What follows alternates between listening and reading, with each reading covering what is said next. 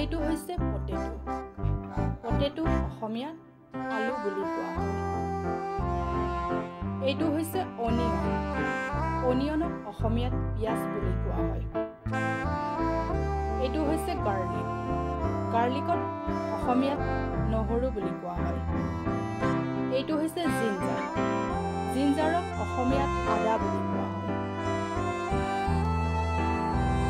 এইটো হৈছে টমেটো। টমেটোক অসমীয়াত বিলাহী বুলি কোৱা হয়। এইটো হৈছে ব্ৰিঞ্জল।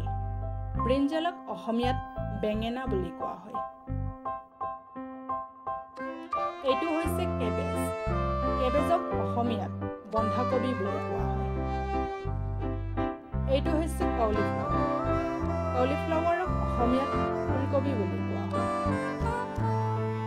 এইটো হৈছে পামকিন। পামকিনক অসমীয়াত ৰঙালাও বুলি কোৱা হয়। এইটো হৈছে বটল গৰ্ড। বটল গৰ্ডক অসমীয়াত লাও বুলি কোৱা হয়।